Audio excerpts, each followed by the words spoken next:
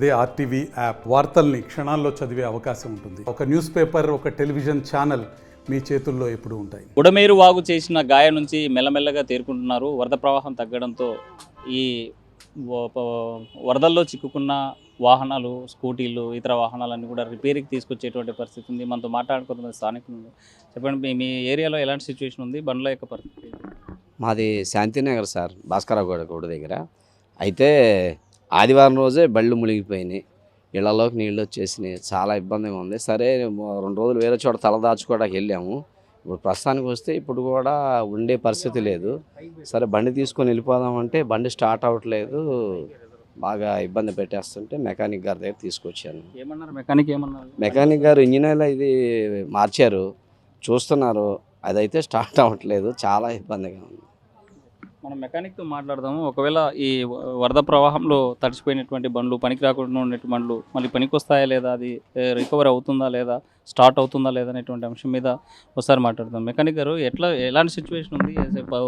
బండ్లు పని చేస్తాయా?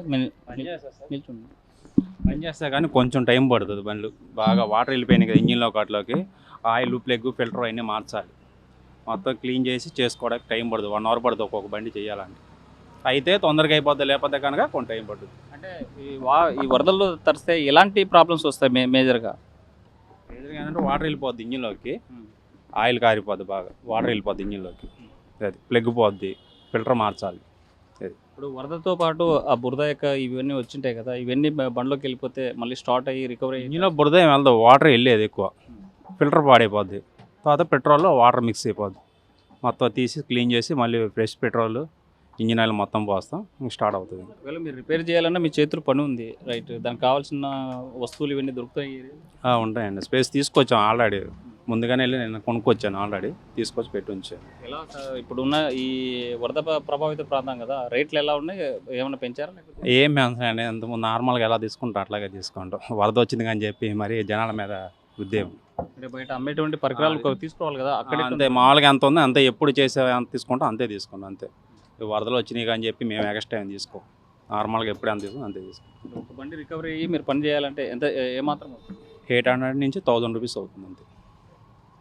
ఓకే, మనం చూస్తున్నాము వాహనాలన్నీ కూడా పాడైపోయినటువంటి పరిస్థితి, బురదమయమైనటువంటి పరిస్థితి ఉంది. అయితే ప్రధానంగా ఈ వెహికల్స్లో వచ్చేటువంటి సమస్య ఫిల్టర్ పాడైపోవడంతో పాటు ఇంజిన్ ఆయిల్ పాడైపోతుంది, పెట్రోల్ వెళ్ళిపోతుంది. అయితే బండి క్లీనింగ్ చేసేందుకు పరికరాలు ఇవన్నీ కూడా పక్కన దొరుకుతుండడంతో ఈ మెకానిక్స్ వాళ్ళంతా కూడా తీసుకొచ్చి రిపేర్ చేసేటువంటి పరిస్థితి అయితే కనిపిస్తుంది. ఒక్కొక్క వాహనం మళ్ళీ రీస్టార్ట్ కావాలంటే మాత్రం 1000 నుంచి 1500 ఖర్చు పెట్టేటువంటి పరిస్థితి అయితే కనిపిస్తున్నాయి. కొంతమంది వాహనాలు తీసుకుని ఇతర ప్రాంతాలకు వెళ్లేందుకు అయితే ప్రయత్నం చేస్తూనే కొనసాగుతున్న పరిస్థితి మనకి స్పష్టంగా కనిపిస్తుంది. వీడియో జర్నలిస్ట్ శ్రీనివాస్, హుసేన్, ఆర్టీవీ, విజయవాడ నుండి. మరిన్ని వీడియోస్ కోసం ఛానల్ ని సబ్స్క్రైబ్ చేయండి, లేటెస్ట్ అప్డేట్స్ కోసం వాట్సాప్ ఛానల్ ని ఫాలో చేయండి, అండ్ లింక్ డిస్క్రిప్షన్ లో ఉంది.